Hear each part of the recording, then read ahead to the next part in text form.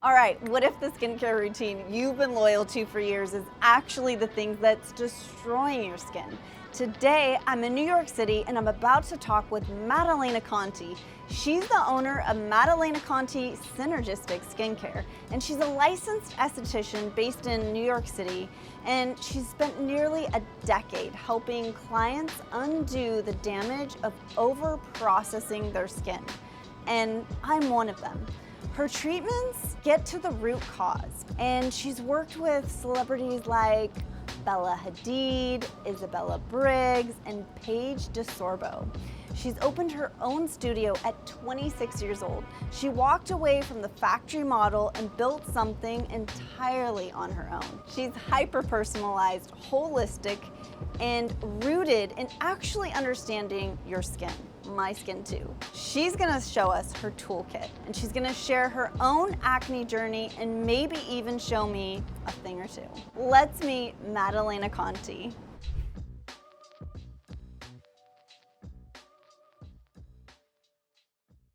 Every detail inside of here, I'm like stimulated and relaxed at the same time. I love it. Tell me about this jade roller.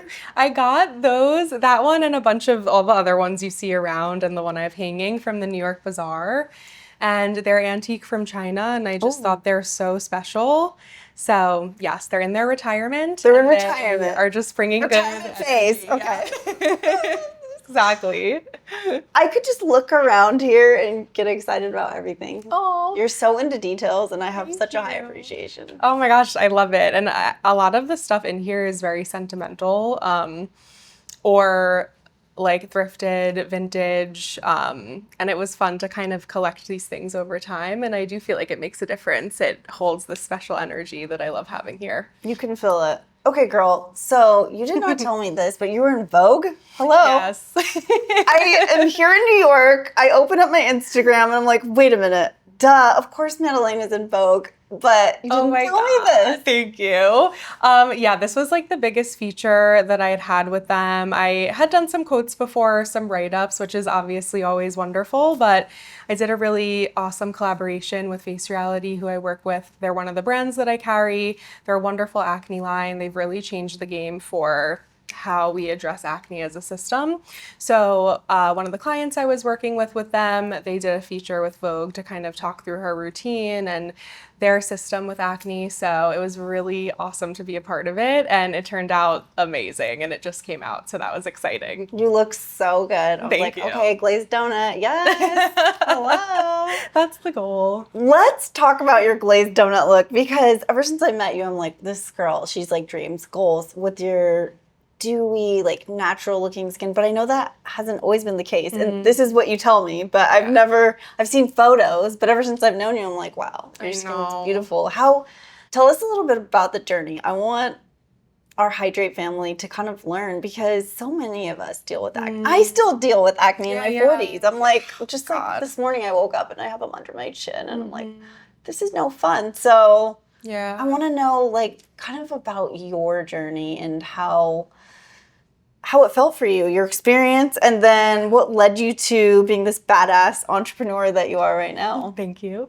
It's been a journey. I started getting acne in middle school. I was like 13, 14. Never broke out until then, even when we were younger, and you would have some girls starting to get pimples here and there, and then all of a sudden it just started very rapidly. And you know, especially in middle school, before you even get into high school, it's hard because there's not that many options, especially at the time. Clearasil, or like if that even yet. So then it kind of just kept progressing, and as I got into high school, I started getting very hormonal. Because it started on the forehead, normal puberty stuff, and then it kind of went away here, and then it really blew up along my jawline. The kind that hurt. Yeah, it was deeply cystic, nodular, painful, right on my bone too. So it would give me toothaches. Like it was crazy. Serious?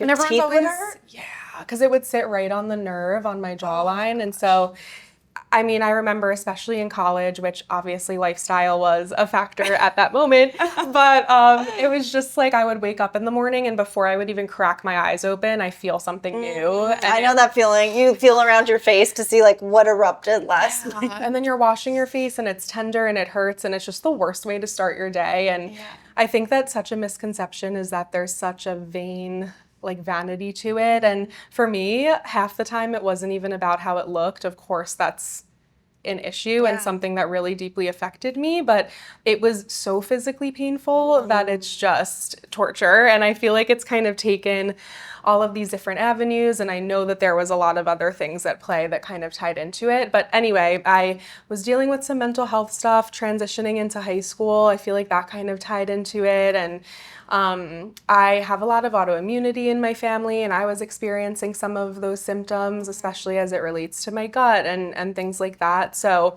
I was kind of trying to figure it out. And then once I got to high school, the only answer really was like proactive. Yeah. Or, oh my gosh, remember that? I used that too. Oh my God. And it's like, it would bleach my pillows, yeah. bleach my sheets. Yeah. So many of my shirts were I know. And it's like, it's a start, but you know, it's not everything. And, so it was either that or it was Accutane or birth control. Okay. And my mom, especially at the time, was pretty against me going on birth control because I was just super young. And she's like, you're still kind of figuring out your hormones. You shouldn't really mess with it like that.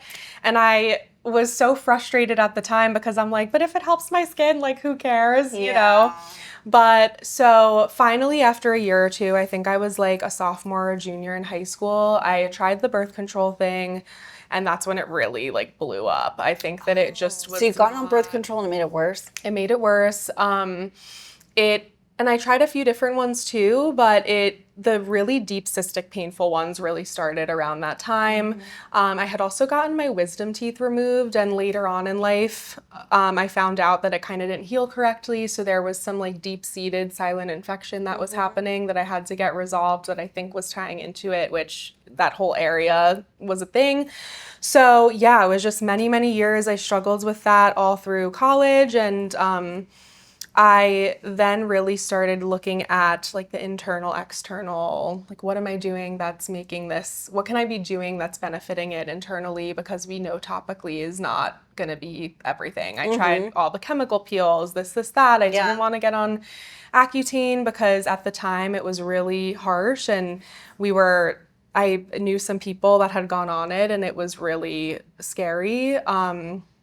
So I never went that route, but yeah, I struggled with it for a really, really long time. I've always been super interested in skin, but I kind of hesitated to go to aesthetic school originally because I was like, if I can't figure out my own skin, who the hell is going to trust me to, you know, help theirs? So I know that feeling.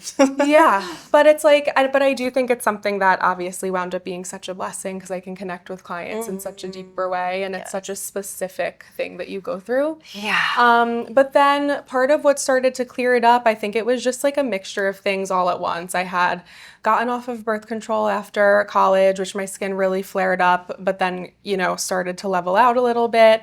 I did go on spironolactone, kind of on and off. And one of the things that I found through a lot of the testing is that I just have very extreme androgen sensitivity, which is hard. And it's a little more on the rare side because I feel like now with the system I have, I could name maybe 2 or 3 people that have used medication of my clients of mine because topical and lifestyle adjustments alone weren't really doing it. But what happens is when you have such nodular, deep-seated acne, it's usually an androgen thing, and it doesn't necessarily mean that your hormones are out of balance, because that was my frustration. Is I would get tested and they'd be like, you're not really out of balance, you have something up with your cortisol and like the conversion, and it's not spiking the way that it's meant to, but we're thinking it's more of an androgen sensitivity, which basically means that when you have normal hormone fluctuations throughout the month, the sebaceous glands are a little less stable and they kind of overreact to these normal fluctuations. So for me,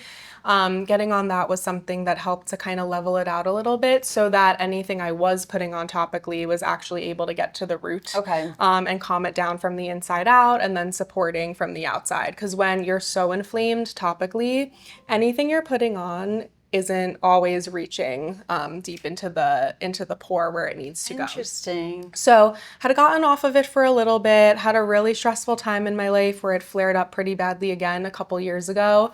Everything I had done to get my skin back in order in the past wasn't working. I got on Face Reality, that helped a lot, which is how I discovered them actually. And then getting back on a very low dose of spironolactone has helped too. So there's still more that I'm learning about it. It's always a journey. I'm looking into needling and all of these things for active acne. I just did an intensive on, but for me, that's what's helped. But I think I'm also one of the rare cases where that kind of had to be the option, where I mean, I've cleared like dozens of clients without having to get on medication or actually being able to wean them off. So yeah, I think the biggest misconception is that it's something that you just go through and then you don't. Right. Maybe for some people that's the case, but a lot of times it's genetic. There's a component there. There's lifestyle, there's environment, there's internal factors, everything down to the food we eat. So I think that to say that it's a one and done fix is wrong. Okay. And it really is kind of this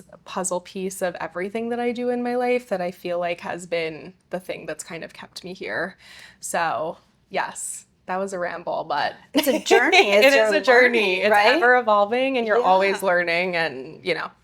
So it sounds like, so you were going through this in high school, college, you kind of got it under control, and then in your 20s, later 20s, it erupted again. Went to see a dermatologist that specialized in acne after college, right after I graduated, and she was the one that got me on the spironolactone originally. And I tried all the natural alternatives before that, like the saw palmetto and all the things, and it just was not cutting the mustard. So she got me on that, and then it was clear for a while. And then, my mid to late 20s had a really bad flare. And then within the year, I was able to get it back under control though. Okay. But yeah, that's the thing. It's you think it's something you're going to grow out of. Yeah. And especially when there's that genetic component, especially with women now, we see all of these hormonal issues on the rise and autoimmunity, that it isn't always the case. And it's kind of something you always go through. And I always wonder too, people in previous times didn't have phones the way that we did, and things aren't documented in that way. So I'm was that always the case? Did they actually grow out of it? I'm sure it's a mixture of things with how our food has changed and all of that, and environment and stress and all of that. But yeah, just interesting. It's hard to know. And it's we're sold so many stories. Mm-hmm.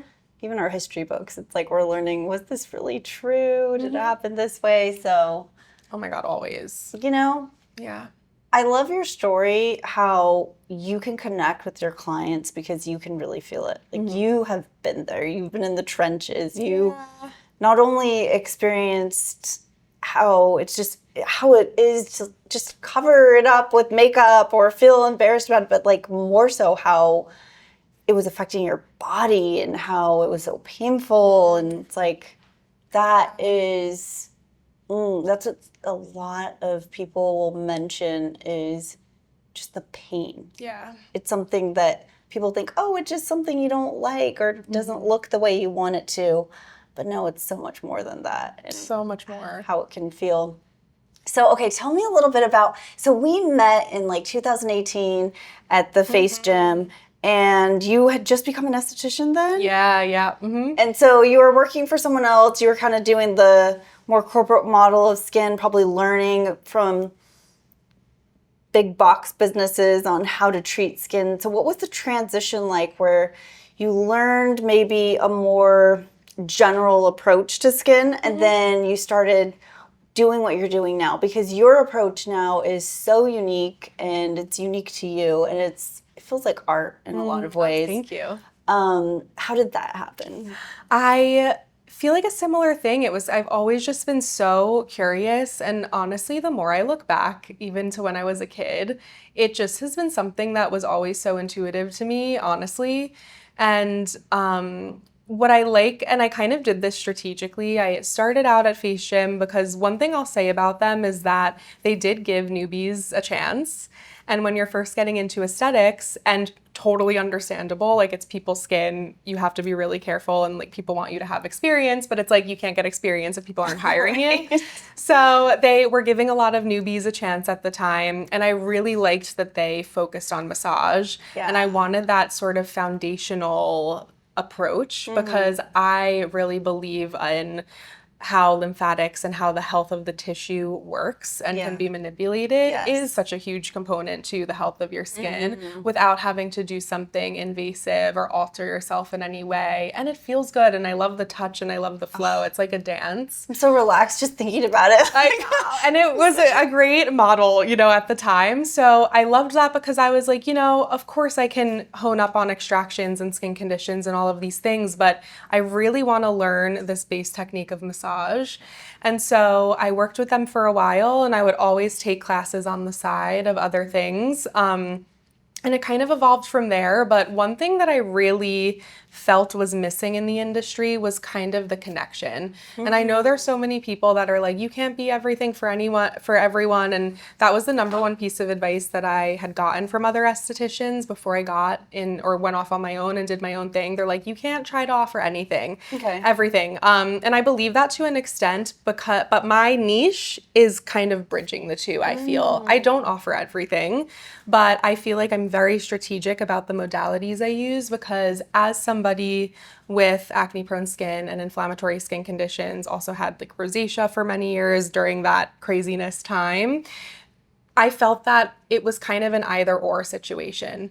And when my skin would be under control and I wanted to do things that were more supportive of my skin as I age and as I go through changes, I felt like they weren't always equipped to work with people that have a history of inflammatory skin conditions. So I felt like I was doing these things that I thought were going to be supportive over time and like, you know, maintaining, and then it would give me a flare. Or the people who would just know acne really well or know how to work with inflammation that was their, you know, niche, and it kind of wasn't bridging the two. And then it's like you have to spend all this time filling each other in on what you're doing with this other person, and it's like, what is this? What is that? So I have found these modalities that are very multitasking because they're speaking to the integrity of the tissue, the cellular communication, the functionality of your skin as a whole. And when you're combining that, a lot of times these things are sorted and are speaking to multiple things. For example, Chi, which I know you love. Because it's lowering inflammation and stimulating these acupuncture meridians, it is increasing your cellular communication. And even if you're treating something inflammatory like acne or whatever, you're kind of not turning off that skin healing component, because when you're optimizing the function, your skin's going to act and function better and younger and all of the things that a lot of people want as far as a sculpt side of things.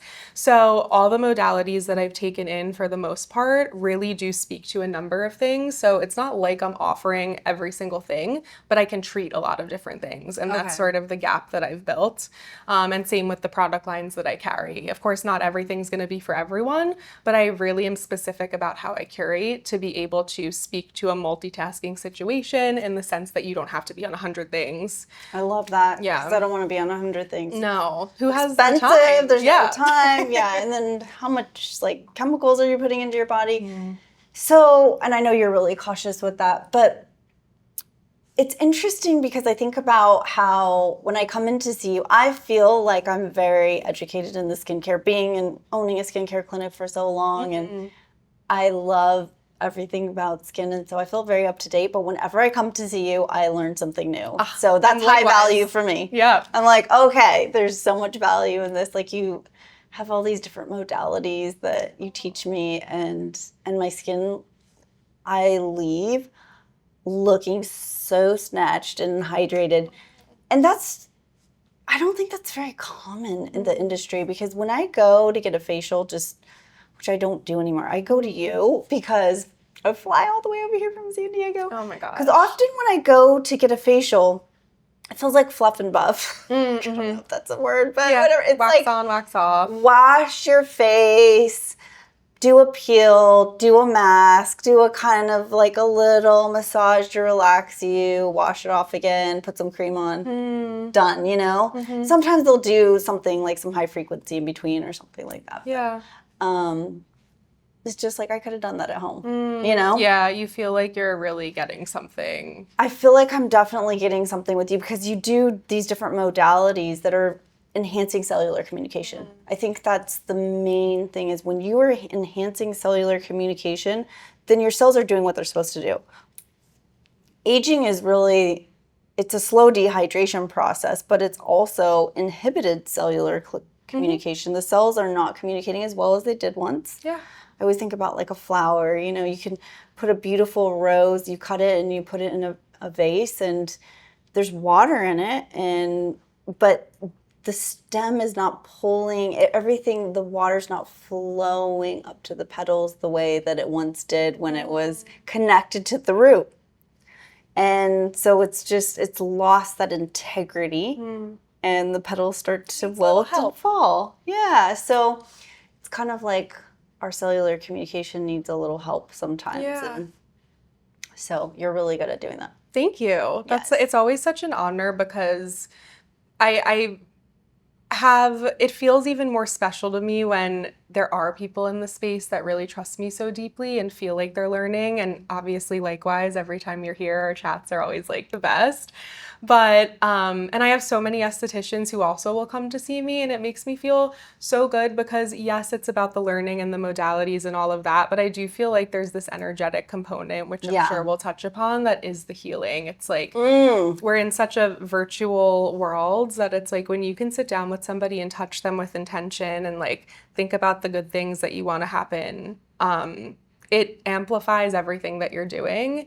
And we feel that. And especially for people who work with people, having a clinic, you're working with clients all the time, you're always chatting with people, and same with other estheticians. We kind of need that reciprocity to be able to continue functioning, and it's important. But yeah. It's so vital right now. Human touch, connection, presence. Yeah. This is something that is, it's not a luxury, it's a complete essential for us as humans. So, okay, you have such a wide array of clients, but you see some of the most prestigious, elite clients. How did you get such really abundant black book? Oh my gosh. I feel like, I mean, a lot of it's word of mouth. I think I've just been very lucky that early on I was in positions where I was able to be in contact with people. And I think that, I mean, this is going to sound so like, but I think that I genuinely never cared about that. For me, I mean, of course, it feels great to be recognized in that way and, you know, all of those things. But I genuinely have found myself in scenarios with people who know people that really deeply believe in me and have, you know, pushed me on my way and have supported all this time. And then through those connections, I think you build that. And the advice I always give to estheticians is that if it's your goal to work with celebrities, then you're probably in the wrong occupation because it takes so much more trust building to work with people who are in the public eye. I never want somebody to come in here and feel like they're already being perceived and like, it's this weird energy, because for me, I get to see people in their most pure, natural form. I'm not seeing you on the cover of a magazine. I'm seeing you no hair, no makeup. You're opening up to me about something that's really vulnerable, especially when your face is part of your job. So I take that seriously, and I think that it's just aligned because I don't do it for the clout of saying that I work with somebody. I do it because I genuinely want to help. And whoever that winds up being, whether they're in the public eye or a normal person, I really do feel like I've found a resonance there. But yeah, it's all about trust, and it's not about being able to say who you work with, you know? 100%. I agree with that. And people that can go see anyone, they can feel that as well. Yeah, that I energy. think so. And they want to know that, hey, I'm just a person too, and I have a struggle, or I want to look beautiful, or whatever they're coming into you for. But they are human at the end of the day, and they want to feel like that. Yeah. They just want to feel seen and loved. And I love that people trust you so much with that. I can see why. Okay. The ones I've attracted to are, you know, really good people, because I'm always like, if it's going to be some crazy thing, I don't want you you know? So I feel like the people that I do see that are celebrities are genuinely kind, really great people, and I'm very lucky that that's the case. Yeah, you're not getting anybody coming in like with crazy demands. No, kooky. Like, no, we're not doing that. Yeah. So let's talk about energy healing, because I see this book over here, The Metaphysical Anatomy, and whenever I see your Instagram now, I'm like, oh my gosh, you've got this tuning forks, and you met Jeffrey Montague Smith at the Hydrate Summit, and he spoke, and I know we share so much with that. So tell me a little bit about how you're incorporating that into your treatments. Well, that's really, going to the summit is what really sparked it. You've always spoken about the power of sound healing, and I've always been deeply involved with music and connected with it in this way. I mean, even when you come in here, like, I have my playlist timed for times of treatments, and like, so it takes you on this journey, and I so believe in it. And even as you speak to water, it's like sound affects water, it's resonance, and we are water. So it's like, it makes total sense that would have such an effect on our human bodies.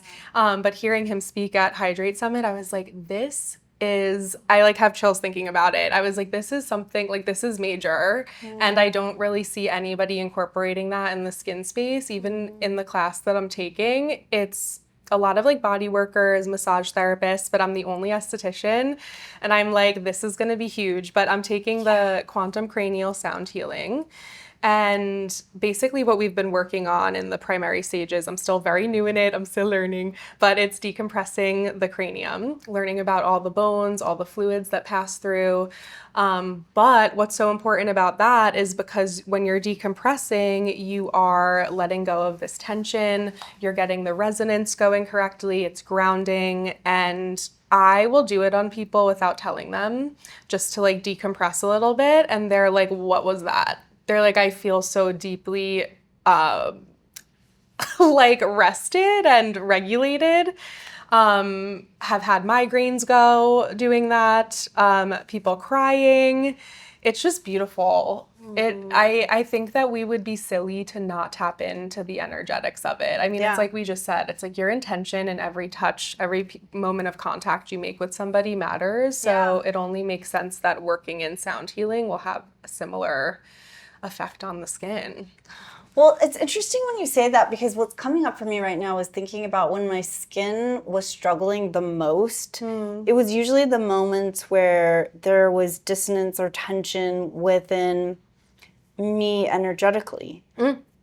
Like not feeling aligned with myself or connected with the work I was doing or a relationship I was in, or there's dissonance somewhere, and you're just like, you're holding stuff, like there's a heaviness, a tension, and the energy is just not flowing the way that it needs to. So when we open that up and allow the body to just do what it does naturally, it's so intelligent, and we're gonna have the beautiful skin, we're gonna have all that stuff. So does. We don't need the $400 serum that whatever these high-end stores are trying to sell. I mean, it's really inside of us. So that goes back to, okay, wait, well, we're going to try this today? Yeah. We're going to try this? Okay. We will. So I'm excited to try this. This goes back a little bit to thinking about all of the skincare stuff that is so popular right now. Because there's so many things, and I have questions for you. Yes. Okay. So let's talk about the butt cream. Okay. The butt cream is all over the internet. TikTok, people are making their face white with the zinc oxide. What are your thoughts on that? I feel like you don't necessarily need to be using pure zinc. Sometimes it's too high of a percentage to use directly on your face, especially. Because I know a lot of people will be like, oh, redness, this and that. If you get a fantastic zinc-based sunscreen and you're using it every day, that's gonna do the trick. I can't tell you for how many people, myself included, when I started wearing sunscreen every day, a mineral sunscreen, the rosacea and the acne was really calm, especially cystic acne with zinc can really help to regulate the sebaceous glands. So it's probably not the most harmful thing you can ever do, but I think that consistency is going to be better in that case, and I'd rather you just get on a fantastic zinc-based SPF that you're using every morning. I love Tizo. I love Ultraviolet. They both make really great mineral sunscreens. Yeah, And you've it's given me gonna Tizo before. It's great. Right here. Yeah, it's zinc and titanium dioxide. And yeah, I just think that it will make a difference for your redness and your skin barrier. So especially pollution things. So we don't need to be wiping baby butt cream on our face. It's so funny too. They always are trying that because I remember back, like, I did a program with Makeup Forever, the brand, and one of like the makeup artist tricks is that if you have a client with really puffy eyes, they used to do the diaper rash cream under the eyes because it's a vasoconstrictor. But yeah, we don't need any butt stuff on our face. I mean, I don't know. People are putting it all over. Okay, what about the red light masks? Do you see people on their vibrating machines or doing their laundry with the red light mask? I mean, like, it's all over the internet. Is this overrated or is it something you believe in? Well, I can speak to I can speak to both. The vibrating platform I've used for years, like pre-COVID, before it was even viral. My aunt had lymphatic cancer, so having to get some lymph nodes removed, that was one of the things that she was recommended to start doing. And she was like, you would love this. And I'm like, yes. So she got me one for Christmas many moons ago, and I've been using it ever since. And it genuinely is life-changing. Digestion, deep core stability, slow twitch muscle, lymphatic movement, even a burst of energy. I love a vibrating platform. And I know there's different vibrations that you can use and they'll advertise different things, but I feel like just start out, like you don't need anything all that expensive. I think as long as your body's moving, great. Yeah. As for LED, this is where it gets a little bit trickier and you have to be a little more careful because depending on what skin condition you have, what you're trying to treat, especially like melasma that's very stimulated by heat, a lot of LED, because it is creating heat underneath the skin, isn't always the best, even though sometimes people will say it's for treating pigment. But anything hormonal with heat in that way might not be beneficial. But I do feel like there's a lot of LED masks that are advertised on the market that technically, legally can say they're LED and XYZ, but there's so many different wavelengths of LED. They use LED lights to heat eggs to hatch, but that's only creating heat. That's not stimulating collagen and elastin. So there's certain parameters for red light that are helping to stimulate collagen and elastin production, increasing your cellular activity by up to 200%. The blue light's gonna help to stabilize sebaceous glands and help to control oil production, kill bacteria. So I think it's just about investing in a good brand that has a lot of really good studies. I love Saluma, I love Lumara.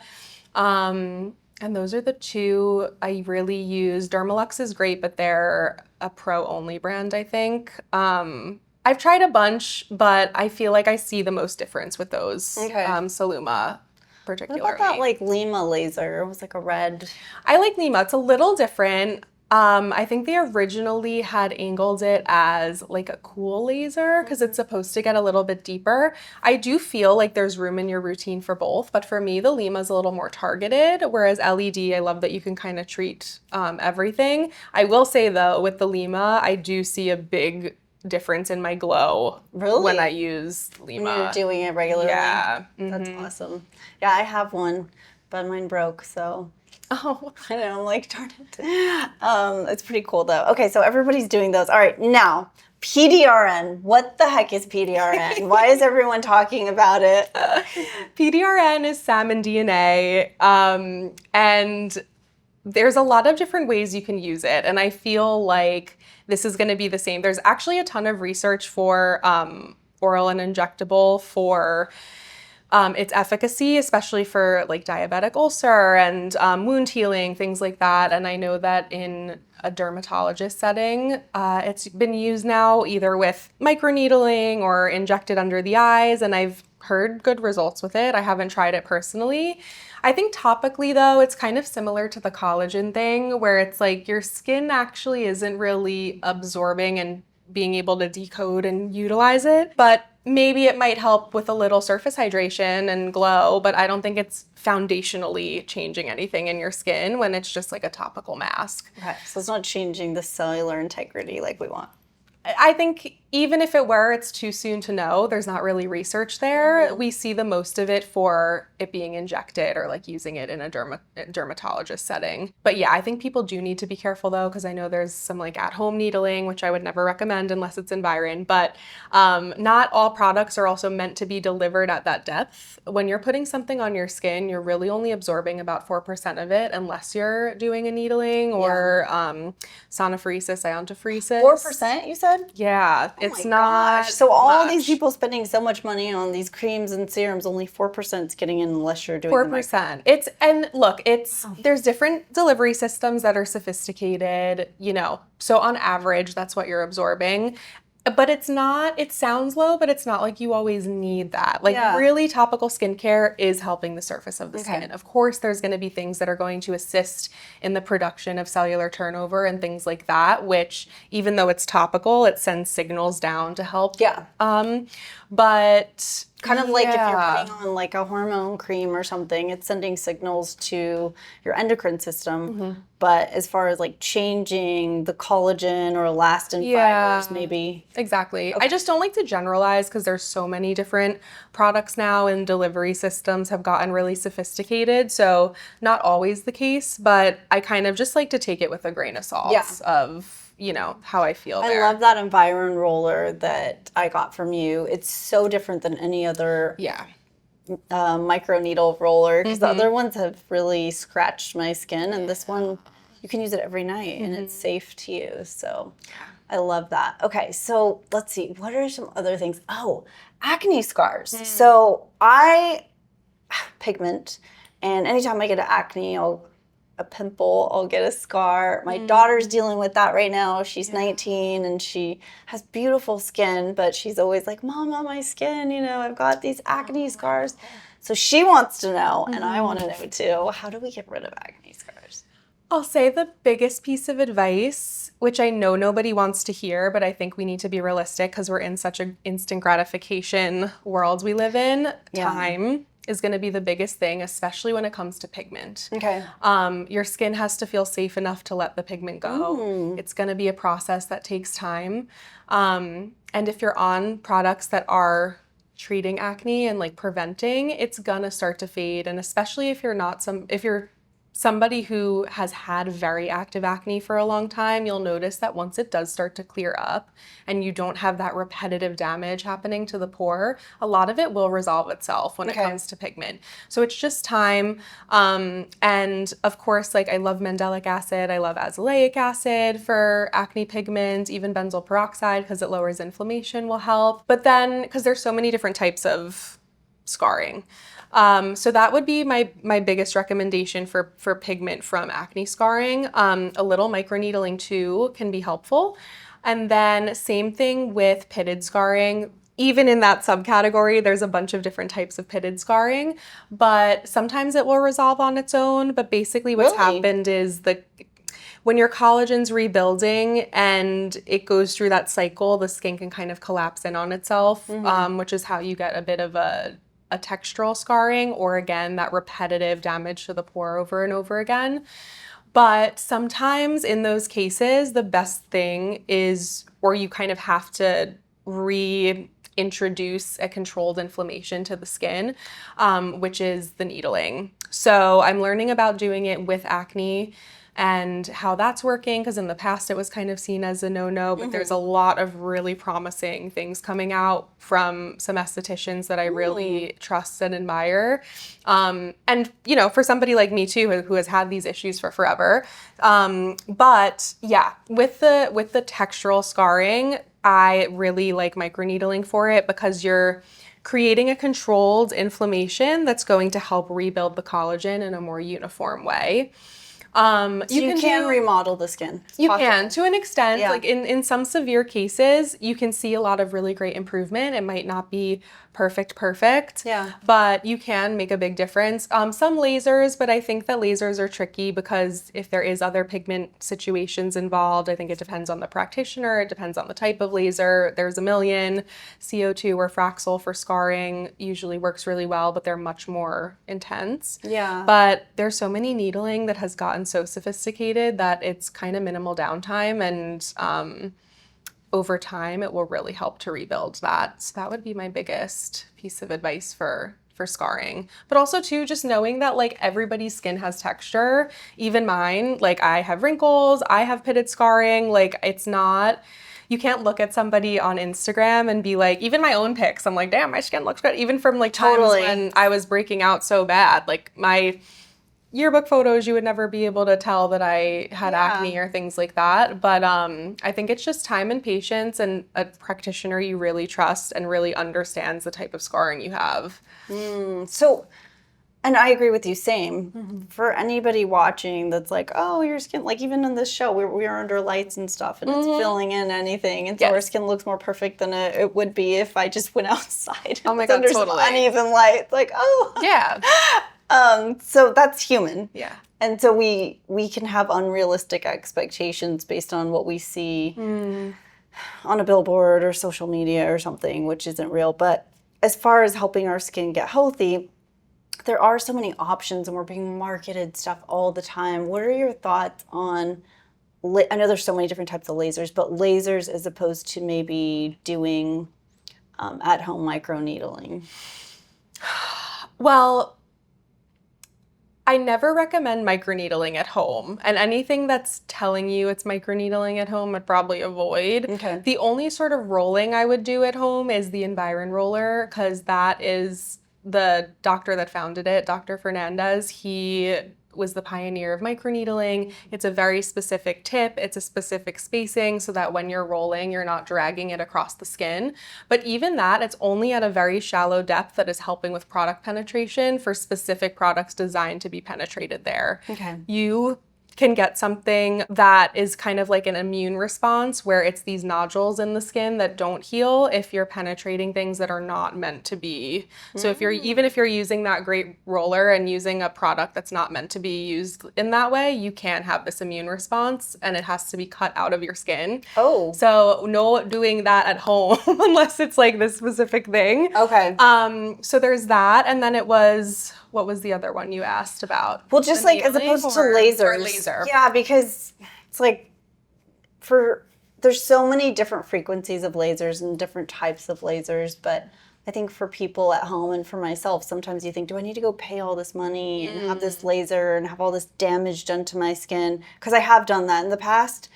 And then doing microneedling where you're not creating as much damage, but just a little bit of damage, and I don't know, like, because my personal experience is that I did a lot of lasers. I spent a lot of money on lasers, and my skin was the worst it had ever been. I compromised the barrier. It was thin. Anytime I go outside, it was like, oh my gosh, the sun hurts because I didn't have that protection.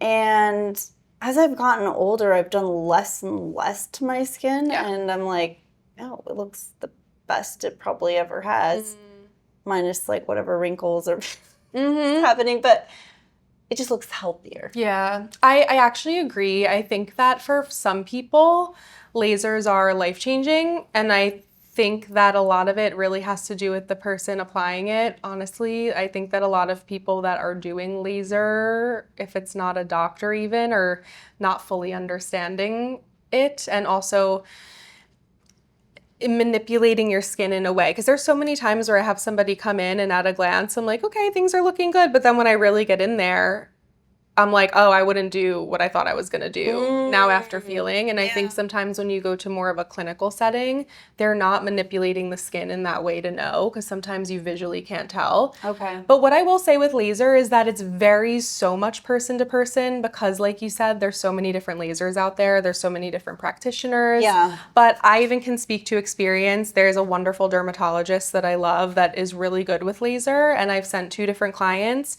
One of them, it was like game changer, did the same exact laser, loved it. The next client was like, nothing wrong happened, but I didn't really feel like it, you know, made that much of a difference. Or even one client had been going to the same person every year to get a touch up for laser. In the past year or 2, it wasn't really making the same impact as it had. So I just think with laser, it very much is about the trust of the person you're seeing, their knowledge of your skin, and like trying it. But it's not something that really works for everybody. Yeah. And that's okay, you know?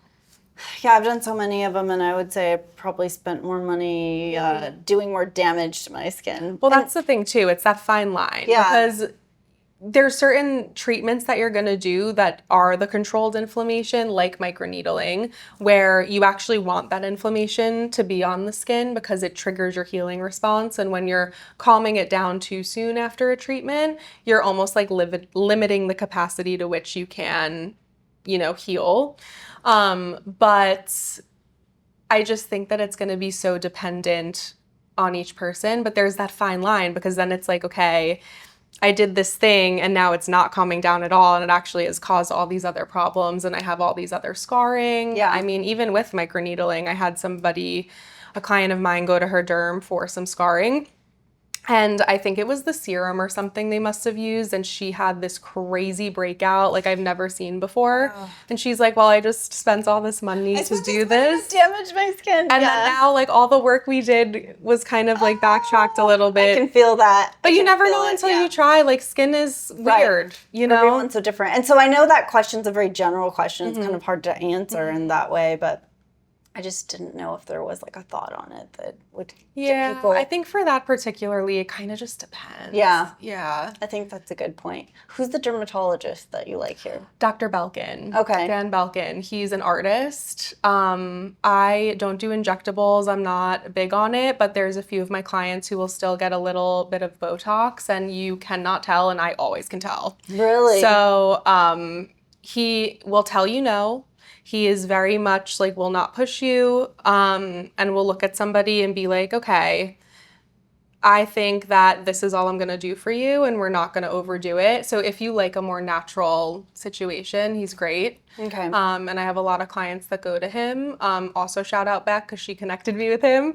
But that's just he's an artist, and I love people who will tell you no and will be honest, because I think a lot of times with stuff like that, you get blind to how we're looking here. All right, let's talk about slugging. Yes. What is slugging, and should we be doing it? Slugging is, I think it depends again, but I'll tell you when. Slugging basically is putting something occlusive on top of your skincare to help lock in everything underneath. Okay. I will say the biggest thing with slugging is people will apply like a Vaseline or an Aquaphor or something, but the thing with occlusives is that they're not actually adding hydration or moisture. They're just keeping whatever hydration already exists in the skin there. Okay. So if you're gonna do it, I would try to do a non-pore clogging hydrating serum before, even a little moisturizer that is non-pore clogging, and then you can do a little bit on top. And do you feel like Vaseline's pore clogging? No, it's not pore clogging. I've checked. Vaseline and regular Aquaphor are acne safe. I just prefer Aquaphor. It's both the same thing. But so they're not pore clogging. I think the one you want to look out for, though, is their lip products have added stuff like shea butter and things that can be, if you have acne prone, are an issue. Shea butter can be rough. Shea butter, coconut oil, a lot of even beeswax can be a little bit. But yeah, I think that even if you're not an acne prone girly or guy, I think it's important to just keep things that are non-pore clogging, but also make sure you're loading up on hydration before you're going to lock it in. And it's not something you necessarily need all the time, because I find that sometimes you can get a little dermatitis with that extra humidity that's being created underneath the skin. So I think maybe once in a while, if you're just feeling a little extra dry and really want to load it up, totally fine. Or if you're going to be on camera or something, kind of fill things in. Mm-hmm. Okay, that's good. All right. I think that's good. So the Korean skincare is really in too. Yes. Like the silica ingredient. Tell us about that. I haven't really tried, honestly. I'm not too familiar. I love Korean skincare. I think it's amazing. There's a lot that I can't use because it does kind of break me out a little bit. Very active. Yeah, but I think if you're somebody who doesn't really struggle with that, it's really affordable and great packaging, and I think that it's really accessible to use. But no, I haven't gone too into the silica rabbit hole, so I'm not really... Well, it's great for drinking, for your hair, skin, and nails, but Yeah. I don't know. Well, that's the same. That it's like always the thing. It's like people do these things internally, and they're like, "Well, let's put it in skincare." Yeah, And exactly. It's like, Let's see what happens now. Like collagen. yeah. You know, it's like, let's put a collagen mask on. What do you think about those? Because they're so big right now. Yeah, I think it's not necessarily going to change the structure of your skin because your skin can't absorb, decode, and like utilize it in your actual cell. It's not digesting it, breaking it down. Yeah, exactly. But it can help with maybe a little surface hydration. And if it's not bothering you and you're feeling plump and hydrated, then why not? Then do it. Yeah. Okay. So, all right, we talked about all the skincare things. Now I want to talk about something juicy. Yeah. I want to talk about dating life in New York. Okay, so what is it like to date in New York City? I mean, I walk down the streets and you'll see a supermodel just walking down, just like a regular person. Oh yeah, the women are gorgeous. Gorgeous. Yeah. And then you see business guys walking around, but it seems like there's a lot more women than men. Yeah. Is that true? I think that's an actual statistic. I mean, it really feels like the women like are outnumbering the men. Yeah, there's definitely more women than men, I feel. And I've gone through so many different phases of dating or not dating in New York. I'm kind of in a not phase right now. But I just think that it's hard in general. Like all my friends that live in any city, it's challenging. You would think that it would be a little easier here because it is so fast paced and a lot of people are just more career oriented. But I think one of the struggles that I've had is, at least like New York specifically, is I think that being a young woman business owner, especially in the beauty space, I think sometimes men don't really take that as seriously. Or they like think they do, but then they still don't value your time as much and think that, you know, because they're tied to a job or something where they're on their 9 to 5, that it's different. Yeah. But I'm juggling hundreds of clients. I'm not working a 9 to 5 schedule. My schedule is always kind of different, and there's a lot of variables that happen. Also, I'm in a phase where I'm kind of doing it all myself. I have been really slow and intentional about my expansion and who I want to add into the mix. So I think that's tough. And also, I think just in general, in the world at large, we're just going through this time where there is a lot of eye-opening and a lot of change happening. And I think that people in general, but especially men in the society structure that we built, have really just become very disembodied. And I think that a lot of times with women who are kind of doing these unconventional things and being really successful at it, I think it kind of unintentionally forces you become like a mirror almost. Yeah. And I think that there's this sometimes insecurity or like secret resentment that can kind of arise when that's the case. And I don't think that it's always malicious or that they're doing it on purpose, but it's just like a pattern that I've noticed where I think they're generally happy for my success and all of that. But then I think that it kind of forces them to look at what their purpose really is. And I think that, unfortunately, we've driven men as a society to really be disconnected from passion and emotion and, you know, wow. I know I'm in a very privileged position of doing something that I love as my career. And I know that not many people can say that that's the case. But I think that my thing is, if it's not your career, that's your passion, then what do you feel like is the driving force and like your North Star that takes you through life? Yeah. And I think that that's the disconnection for me. I feel very purposeful in my life. Yeah. And I think that it's hard for me to connect to somebody from a values level and just from an overall like purpose in the world if they kind of don't know that and they don't have that direction in their life of like, okay, this is what I know I'm here for. And it's always going to be evolving. But I think that's been my biggest challenge in dating. And I hope that especially men can kind of start to see this system for what it is. Because it's like, if you're a straight person, it's like women do want to date and want to, you know, have love and be able to be open to it. But there's this like receiving, and then it kind of like feeds this, you know, negative situation with it. So I've done a lot of thinking on it, and I just think that that makes me sad. And I just wish that everyone would be a little bit more open to being vulnerable again and just saying what you want and really first discovering your purpose before you're welcoming somebody romantic into that situation. So that's interesting, but it's like, I agree with you on that in the sense that we need to know our purpose and be excited about, like, I'm excited when I wake up in the morning because I know why I'm here. And that doesn't necessarily equate to your job. exactly. It's like, what's your hobby? like something that you feel when you wake up in the morning, you're like, I know why I'm here. I know why I'm on this earth. Exactly. And you wake up and you're like, I'm excited. We're not on the treadmill of life. Like, oh my gosh, I got to get up and get to work to make money and then go buy food and do my laundry. And it's like, we're on this treadmill.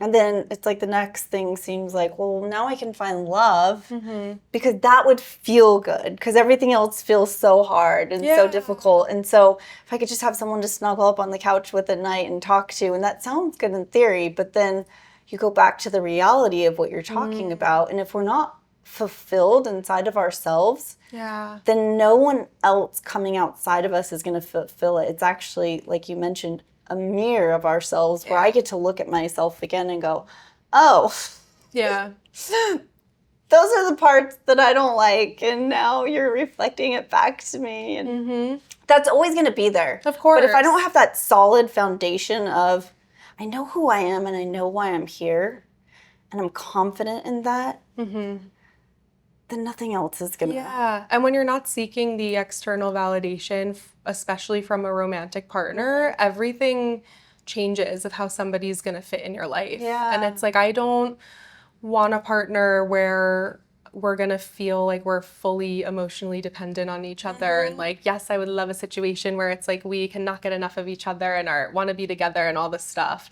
But it's like we are our own individual people. I want that person to be so happy and fulfilled in their life, but also know who they are enough to be able to manage the challenges that are inevitably going to arise. And, you know, especially in such a challenging world that we're living in right now, it's like women especially, like it is tough. There's lots on the table that could be changing. And I feel like if you're not going to protect that, then I can't allow you in my life. So, but yeah, and it's not coming from a place of like negativity and judgment, because it's like I can zoom out and see the exact pieces that have gotten us here as a society, both as men and women.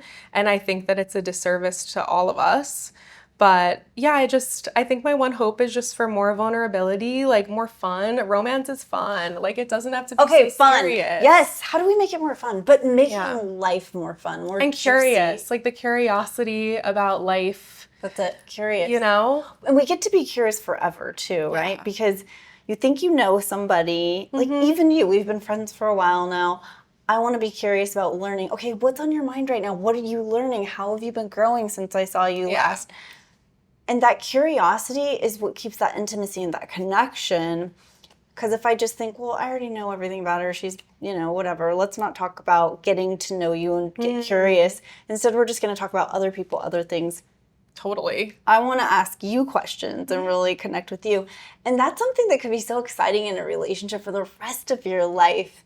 You're getting to know this person as they're evolving. Instead of thinking, of course they're going to say that, or of course they're going to do this. They always order the same. They do this and that. Maybe asking questions like, I noticed that you order the same thing all the time. Tell me about that. I want to know about this. Instead of just getting annoyed, right? Right. Because I can speak for myself knowing I was married for 13 years and you spend this time with somebody and you just start to think you know everything about them and you get kind of like, you're going to do that again. And oh my God, I know. It's hard to find people to evolve with. And like we're young. I feel like it's a thing where it's like, of course, there's like these lessons and you take the positives with it. But for me, it's also curiosity just about life in general. Because like you are going to get to a point where you know a lot about this person. But I think that you can learn about each other through curiosity for outside worlds. Because I've always been a person where I'm like, if I'm seeing something on the road, I'm like, oh, I wonder how they like do that. Even if it has nothing to do with my career or something that I'm even remotely interested in. I'm just like curious person. I love people that are passionate about whatever their thing is. It could be like stamps, I don't know. And I'm like loving it. Tell me about it. Yeah. But I did date someone for a while that they were very vocal about that, and I hadn't found that in a romantic partner. And it was something that I really valued because I was like, oh, I should speak this out more. Yeah. And that's one of the positives that I took from that experience. But through that, we learned so much about each other because we were like, oh, this is how you view the world, and then it really informs you for how you can function in a relationship. And it's like, yes, it's asking the direct questions of like why you like this certain thing or what got you to this conclusion or whatever. But I do think that it's things outside of that you maybe both know nothing about that can actually really inform and spark these conversations of, that's interesting. I didn't think of it that way, or I didn't take it that way. And you're learning together. Yeah. I was reading something about that the other day on social media about how the couples that last the longest together are constantly learning something new together because we love novelty as humans. So something novel where you're like, let's take this pottery class together because it's like this dopamine hit of, I don't know what I'm doing. And both of you are learning together and you're taking a risk. Go rock climbing together. I mean, just like maybe once a week you have a date night and you try something different that both of you haven't done and you're learning something new. Friendship too. It's like we're getting to the age where we have had friends for a really long time, and it's like you can't always live in that past moment. It's about creating new experiences together. And I do feel like that's missing. And it's like I find it in my platonic relationships with my girlfriends, but it's something that I've felt is a little lacking. And I think that it's because a lot of men struggle more with their own platonic friendships, and I would love to see that fed into more because they also deserve to have these fulfilling relationships that are not based off of romance or sex or, I just think that it needs to be these two whole people on both ends that are equally curious, dedicated to experiencing new things together, and that's so important. And it's simple. Like, it doesn't have to be this whole complicated thing. It's just like genuine curiosity of yourself and the person you're spending your time with is so important. So we use this word curiosity quite a bit in this conversation. How would you, for people listening, how would you start by getting curious? Because some people, like, we can say that, be more curious, but what does that actually look like to you? To me, it's being more observant. I think that it's being more present. It's so easy, like we've spoken about, to get so caught up in your day of this, whatever. But maybe you're on your coffee break, maybe just even if it's for 2 seconds, what kind of tree is that? Or, ooh, the clouds look cool today. What kind of cloud is this? Like, just noticing the tiny things. Like, can you recognize anybody on the street, especially in New York, like that you've seen before? Maybe they're your neighbor. Maybe it's a dog that you see all the time. I think the curiosity comes with presence. And when you're taking the time to just observe your surroundings more, the curiosity naturally kind of flows. Yeah. Well, that's being present, like you just said. Yeah. Wow. And that's so rare right now. I mean, I'm walking down the street in New York and it's like almost everybody's on their cell phone. Right? And I'm guilty of it too. Yeah. But I'm working on being just more in the sensory mode of like the smells, the feel, like of the air, and noticing the people walking around and just make it a game. My friend Hannah that's visiting me, she's been here a few weeks, and we were like, let's, because she lives in LA, and we're like, let's think of our top 5 sounds that we feel like represent New York. And at the end of your trip, we're going to share each other's and like see what we've come up with. But it's like, you got to make it a game. Yeah. It's like, oh, I'm hearing subway rumbling. I'm hearing somebody pulling their shopping cart. Like, I don't know. Yeah. But it makes you pay attention. Because you know you're going to get asked that later. And it makes you feel so much more human. Yeah. You know? That's something that we get to connect with a little more now. Mm-hmm. Yeah, I love that word curiosity, because I just feel like we're not that curious anymore. It feels like we know so much. I read something recently about how time speeds up as we get older because we're less curious and less present. When you're a child, everything's novel. Yeah. It's like, what's the texture of these pants, you know? Or like, what is this? And you're taking in all the you're info. taking in everything because it's all so new. Yeah. How do I put a fork up to my mouth, you know, or walk? And now it's like I've already brushed my teeth before. I've made matcha. I've gone to lunch. I've tasted a hot chili pepper. Yeah. I've had my first kiss, you know, like there's nothing really novel anymore if you let it be that way. Totally. But as we experience it again, and maybe I'm not going to brush my teeth with my left hand. I'm left-handed. I'm going to brush it with my right hand and stand in a different way, or go stand outside and brush my teeth and look under the moonlight and see what that's like. Yeah. Just Challenge there's yourself. so many things that we can do that can make life more exciting, and that slows down the clock. Oh my gosh, yeah. And then you find out that it's really the little things. Yeah. And like, of course, these big moments are going to happen in life. And you're like, well, I do feel like the best bits are the kind of tiny accumulations that have led up to where you are. And I think that, yeah, it's all the self-discovery too. I feel like we're so scared of aging. And one of my biggest things is that I want people to kind of reclaim that, because I think that, you know, this is a whole other conversation, but like being cared for is different than altering yourself, in my opinion. And I think that we are in a society that focuses a lot on altering. Yeah. And I think that caring for yourself is different. And you're, you know, even with getting a facial and all of these things, even if you're not doing anything invasive, it's like you're caring for yourself. And I think that part of it is that self-discovery, because you kind of view life through a new lens with each evolution of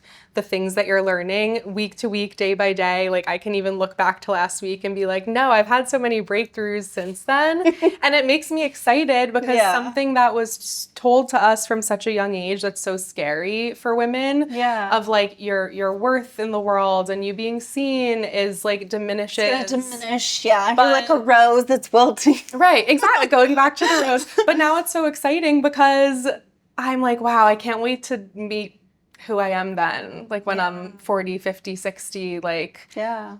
I think it's such a beautiful thing, and it comes with this perspective, and I love being able to share it with people. And yeah, but it all comes back to the presence of it.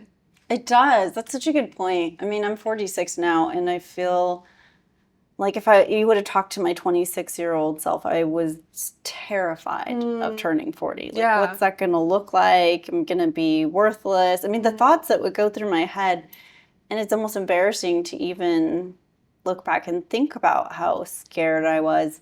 But if I could have known at that age who I would be now, and when I say who I am now, it's someone who is more playful, more present. Play is huge. More just grateful.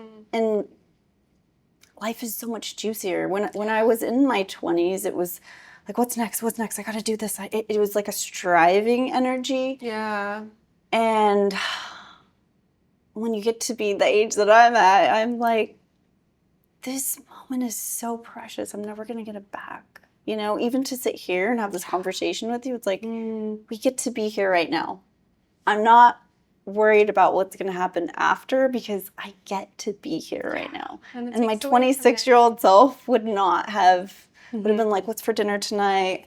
You know, is my skin getting oily? Like, I don't know, just too many things running through your mind that are taking away from being here right now. Totally. And so I remember asking my parents when I was younger, gosh, like, because I would always think, you're in your 50s or whatever, you know, when I was in my 20s, asking them, would you want to go back to your 20s if you could? And my dad would always say, no way, not in a chance. And I used to look at him and think, really? Like, like, you know? Okay. Now I get it. I'm like, oh my gosh, it just gets juicier. And It does. if we allow it to, though. Yes. Because there's so many things that happen Heavy in on life that are heavy and hard and painful. And there's not one person that gets away with life. without going through things like that. Now they're all varying degrees, but we all have experienced pain and heartache and physical pain, emotional pain. And we can either let that harden us or learn to be present in it and really experience it, even the things that are painful, and be here and find the opportunity in it and like the play in it. That's my whole brand now. Is if you look at my book Hydrate, it's like the 9 pillars of health, but how do you make health playful? Yeah. How do you make it fun? How do you get to be present? On my refrigerator, people ask me, why do you have crystals in your refrigerator or flowers? And I'm like, because I want to love what I'm looking at. I want to enjoy. Oh my gosh. How many times do we open a refrigerator? Why not make it something that you're like, ooh, that's exciting. You know, this is fun. Or how can I make it look cuter? That's my thing. But all of us have something in our lives where we can just make things more like each moment that we do every day, from brushing our teeth to putting our socks on. Like, how do we get that playfulness into it? And I feel like it's something you have to work at. Yeah. And I also think that it's something that... It's intention. It is intention. And I think you do have to go through kind of those hard things. I was actually just writing about this in my Substack, and I quoted Leonard Cohen of, there's a crack in everything, that's how the light gets in. And it's just like deepens your capacity to experience the joyfulness, the deeper you can experience the harder times in your life. But it's funny because with that, on the other side of that acceptance and having empathy for younger versions of myself that I maybe wasn't always proud of, you kind of have this euphoric childlike thing as you age where you're like, no, I have this radical acceptance of myself and I have such deeper empathy for people around me, and it's such a good feeling. Yeah. What do you feel like was the hardest part about it for you? Is it just working through those patterns that come up, or was it a series of things, or like something significant that happened that you were like, no, I'm making this choice to actually have fun with my life? And you know, it's such a loaded question because I feel like it's so complex, but I think like what you said, when you go through moments that are so painful, like our family breaking up, the divorce, being single, and having this, like, since I was in the modeling industry for so long and thinking, that's it, I'm done. yeah. You know, how old was I when the divorce went through? We separated at 36. Like, such a baby. But, you know, at that time, I thought no one's going to want me. I have 2 children. I'm a single mom. I'm 36. You know, men will even say that. You will hear men say, oh, all your good years are gone. Of course. You will hear people say this. And I bought into it. And I was scared. I was terrified. And it was just like not knowing, not having that secure foundation of who am I? What do I stand for? What am I excited to wake up for in the morning? And I think I really leaned in mostly to, I want to be a really good mom and be present for my daughters. And I want them to grow up knowing what love is, just feeling so loved. And so that was like, this is what I want to do, but I can't do it unless I truly love myself. And what does that look like? And for me, that was letting divine love in, because I can only pour out love if I'm receiving love. And it looks different than you think.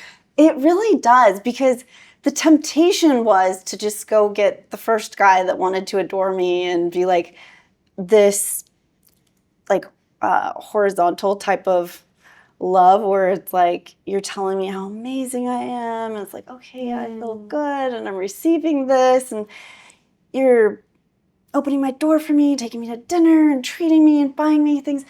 There's a temptation to want to feel fulfilled and valuable that way, but there was something inside of me that was like, no, I cannot do that, because then I'm outsourcing it. Exactly. And I had already done that in my marriage. And that was what broke me. Not him. I'm not blaming anything on him. It was my choice to look at someone else and think, what you tell me about myself is my value. Because I've put so much energy into what you think that I never even realized what do I think or what does God think of me. And so it was this new discovery of learning I never want to feel that way again, where I feel worthless because I outsourced it. Yeah. I've got to do the work. I get to do the work to really have it just be abundant inside of me so that I can pour that out to my daughters, teach them that, and never be that like kind of vulnerability again where if someone else is not seeing the value in me, then that's the way I'm going to allow myself to be, oh my gosh, I'm worthless. Oh my gosh, yeah. So that takes work. But doing that, I think that was what, I don't know how the playfulness started to come in that way, where I realized the only way that I can feel love and allow it in is like really being vulnerable and allowing it in. And that became being present and playing. Like we got trampolines around the house, like balance beams. I built a tree house in our backyard, and it was like, let's play. And my daughters and I, they were 8 and 9 when I first got divorced. So it was like, we played together. It was like learning how to rediscover play again in your life. And that brought the joy back. So I love that so much. Yeah. And it's also discovering I think that's so important, because obviously motherhood is this wonderful experience that is unlike anything, but there's also so much that we have after that. Like, it's why we go through menopause and are not able to have kids for our entire life. Like, we hold all of this knowledge that is meant to be shared and this love that's meant to be shared. And I feel like women can be mothers to multiple things. It doesn't necessarily have to be children, and that's lovely. But yeah, and it's like you are fostering this environment of play. And I was even saying it earlier, and you can see it in your girls, because they're just the sweetest, most level-headed, darling, that really have a sense of self, and you can feel it. And that's so important. And I don't think a lot of people are brave enough to face that in themselves and do that work and take the step to be like, no, this is not how I'm feeling the best. Yeah.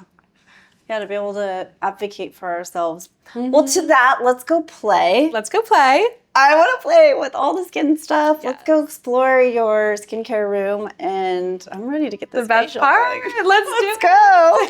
Thank you.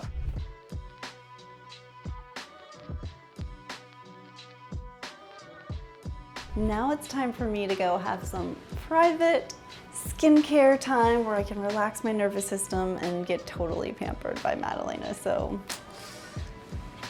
I guess I will see you